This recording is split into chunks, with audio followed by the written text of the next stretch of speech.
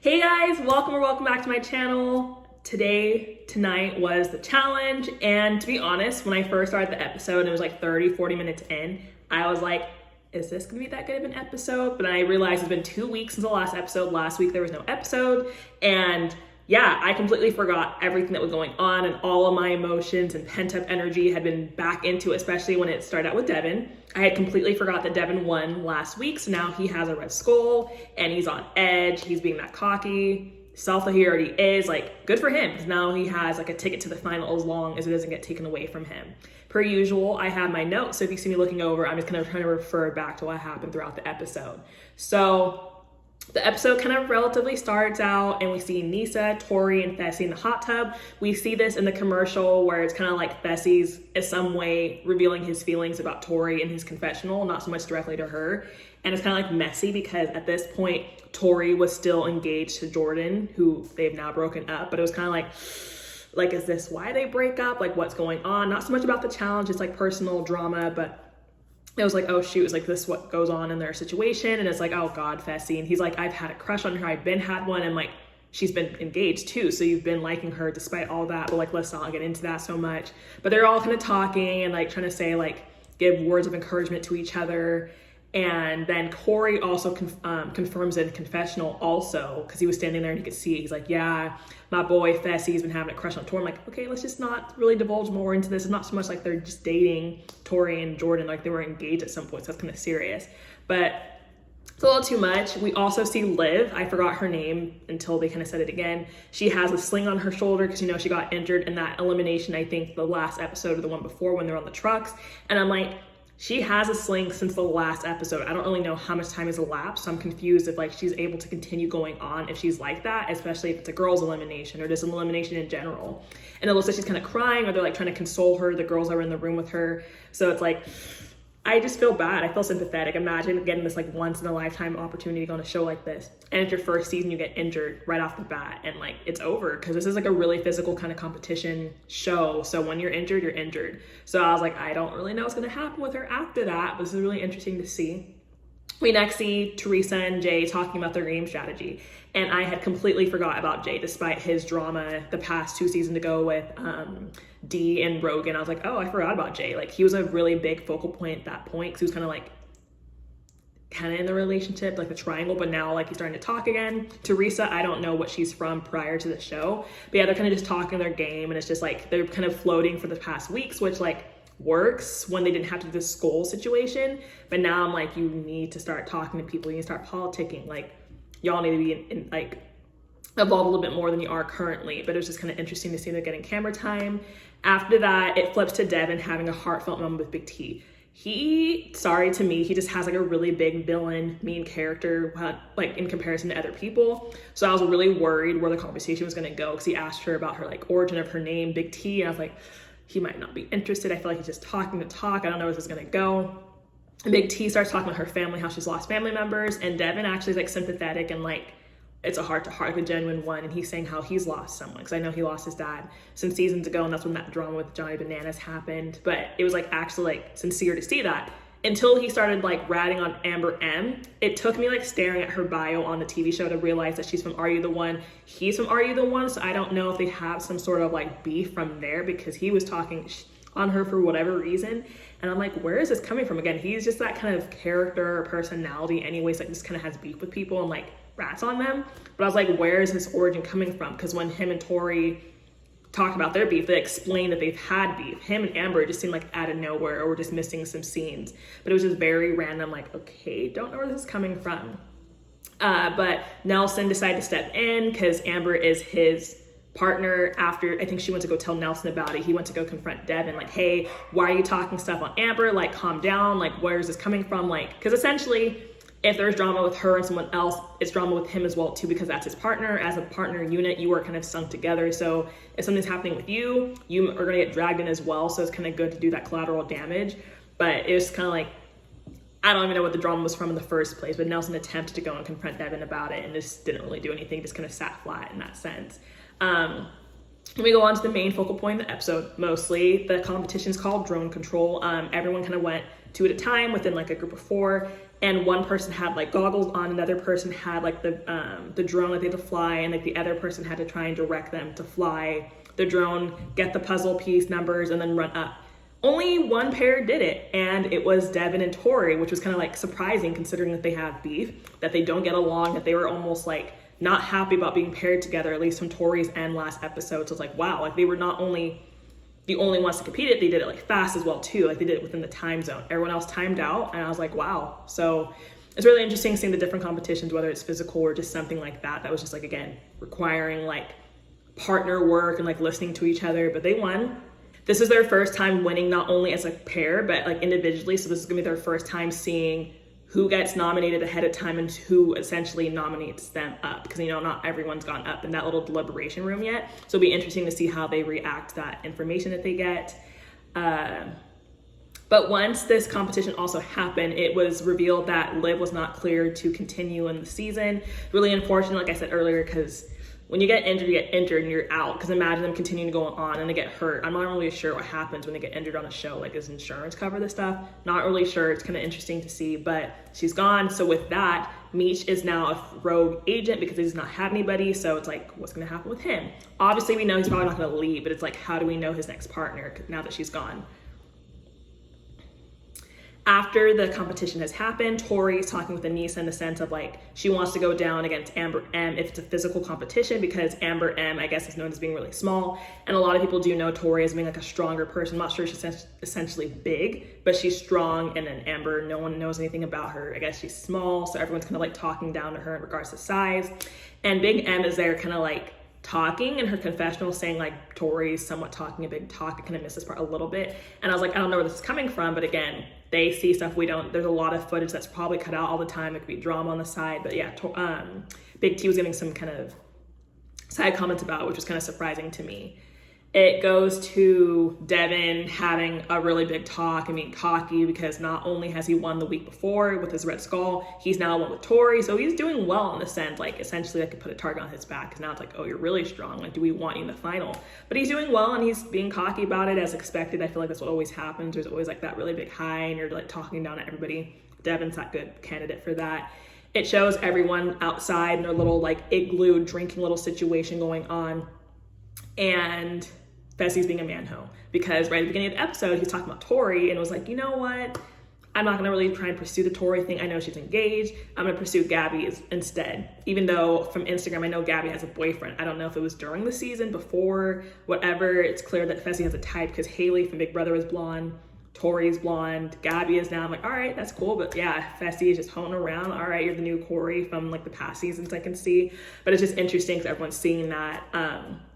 And during the party, instead of kind of doing party stuff, Devin and Tori are now talking game, because it's, I guess, their week to be discussing game anyways, to try and figure out who they would want to nominate. Devin tries to like lay out some like lines and like everything about like, who do you not want to go up and who do I not want to go up? Because obviously they're playing two separate games, although they're partners. They're trying to like let each other know who's like off limits in regards to like who to nominate and things like that. So kind of discussing that. And it was just interesting because Devin made it clear that it was Josh he's gunning for. Obviously, they got in a really big spat the last episode, which is what I really remembered. But then after that, we see Josh outside with Casey and Jay. Josh, I don't understand. I try and defend it in my head that like, is he drunk every time he gets in an argument? Because he's just kind of talking shiz to Casey about Jay in front of Jay, saying he doesn't trust Jay. And Jay's like, I don't know why you don't trust me. Like, I've cleared to you that I don't have anything against you. And as he's sitting there and he's telling him that, Josh is like, I don't trust you. I don't trust you. I don't trust that you're saying that. I'm like, he is literally in front of you telling you that he's like, I guess, on your side. Like, I don't know why you're feeling this type of way. And Josh is still getting heated. He's like, I don't want to get heated off at this. But I'm like, the guy is literally telling you, like, he's not coming for you. He's friends with you, or he wants to align with you, and you're still being defensive. I don't get it. I don't know if Josh is just paranoid. I don't know if it's just Josh gets in a lot of arguments all the time, that he's just on edge. Like, I don't get it. Again, I don't know if it has to do with him being drunk and angry, or if he's ever drunk when these arguments are happening. I don't understand. But in the end, the conversation just went left, and they just both ended on bad terms because Jay made a reference to it the next day.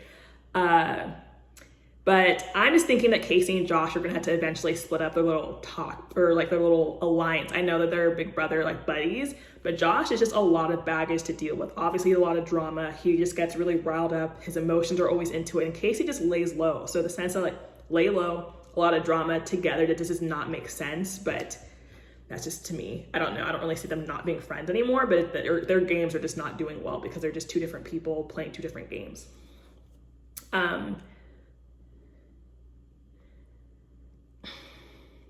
Then they have their deliberation when everyone in the room kind of just goes outside and like decides to talk in front of each other to essentially stir up drama.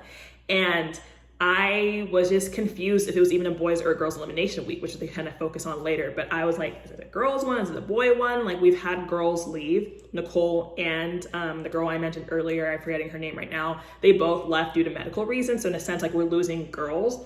But then, like, does that not mean we can't have girl eliminations here now? Because there's girls who don't have skulls yet. But then, the numbers are odd, so it kind of makes sense for it to be a guy's one. But everyone's kind of just, like, speculating because it's been 2 guys in the past 2 weeks. So it could potentially be a guy again due to, like, the uneven number. But we just don't know yet. So everyone's kind of just talking, throwing each other's names under the bus. Like, it's just very, like, Like, it's just very interesting. And Nelson's like defending Amber because Amber is small and everyone's been having her name in his mouth or in their mouth. And Corey in his confessionals like cut the Nelson, like, no one's checking for your partner. And I'm like, y'all are boys, so why are you even saying this? But it could be all in like love and like jokingness. But it was just interesting that he even said that. But then it's Tori and Devin's first time in the room, like I said. So they go in and they get to see who gets nominated. Before that, you're seeing everyone voting. In my head, I thought it was going to be Teresa or Jay based off the way everyone was saying. Everyone's like, I don't want to put this person up. Like, it looked like it was going to be Teresa and Jay. And then it ended up being Nelson and Amber. And I was very, very confused because I really was convinced that there was a lot of votes towards them. I'm not saying I had a preference about who got nominated to go up, but it really looked like it was going to be Teresa and Jay. So I'm like, what was the number? At this point, I kind of almost wanted to know what the difference was. Was it 1 point, 2 points, like, or votes? Like, I don't get it. And I thought it would have been different, but that's who it was. And Tori and Devin now see who voted for them. We're kind of like making their comments about, oh, we know who's sneaky. We know who lied now, because we can see who essentially said they're going to vote for one person but didn't. And they kind of just talk about that. We get to the crater and we find out that it's Amber and Nelson as like a whole, because again, already Tori and Devin know, but now the whole group finds out that it's them too. And we see that it's the hall brawl. It's that challenge where it's like the 2 glass walls and you have to kind of smash across to each other at least twice by hitting the thing at the end. And I'm like, Nelson is probably triggered, even though we don't know if it's a girls or a guys one, but he's probably triggered because this is how he lost last season. I don't remember who it was he went against, but he lost this because it's a pretty physical challenge. Not saying he's not strong, but like, it's an intense one. And you're like, oh my God, is it girls or guys? We just really don't know yet. And TJ asked Tori and Devin, like, hey, so now that you know it's not only this challenge, it's Amber and Nelson, who are you going to put down? Is it going to be you guys? Because potentially it should be them. And everyone was like on the consensus that it's going to be Tori because Tori's strong and she would want to go down and get her skull. And Tori asked TJ out loud in front of everybody, like, hey, like, we kind of just want clarification. Like, is this the girls or guys just based off like numbers? It was a guys one recently. And TJ's like, y'all have to be prepared to come down here if you're real agents and this and this. I'm like, no, like, that's not a right question. Like, we want to know if it's us, but I don't want to waste another skull on Devin when it could be for me. And after it goes to commercial and comes back, he just doesn't say anything, not saying that they were going to convince him. Obviously, it was decided that that's going to be how they find out everything. Tori and Devin were like, you know what, we're going to pass and we're just going to vote someone else in. And it's like, all right, who are you going to vote in? I didn't actually have a guess on it. Sometimes you kind of know who they're going to vote for, but I had no inkling. And Tori and Devin unanimously vote for Fessy and Anissa. I was not expecting that at all. I don't know who I thought was going to be, but I didn't know it was going to be them. The whole cast is really like confused. Nelson's upset because it's Nelson versus Fessy, who are friends. Corey's upset because those are his boys. Josh is fuming, and I'm like, after Josh was doing this pump into the chest, I was like, where is that even coming from? And Josh is also starting to throw his name out after it had already been decided. He's like, oh my God, please don't bring me down. Like, they've already decided it for the whole thing. Like, you can't change the decision, I think. And everyone's saying how Fessy's like a traitor in their confessionals. I was like, I think I missed the whole beginning half of the episode because I had not known that Fessy was like, I guess, throwing his name out. And that's kind of annoying because he's won twice the first 2 weeks. He had his chance to do it then. That now he's essentially going in now, and then it's like against Nelson, who's supposed to be his friend. Like, there's a lot of confusion that got in there, but everyone's really mad. And then Nelson again, I'm like, I can't believe it could potentially be him and Fessy because he lost this way. And then that's when TJ finally revealed that it is a guys elimination week for the 3rd week in a row because we've lost so many girls. So I guess it makes sense for it to be guys now. But I'm like, oh my God, I can only imagine what's going through Nelson's head because 1, he lost this way. 2, Nelson and Fessy are friends. 3, Corey's gonna lose someone in his alliance regardless. But it almost seems like the alliance is broken up now because everyone says they had lost all trust in Fessy. At this point, everyone just says he's a snake. They don't trust him. They knew it was gonna be this. I'm like, how do they know? I honestly would never have known it was going to be Nelson and Fessy. Hence, I thought it was going to be Jay who was going to be thrown down. So I never would have guessed that anyways.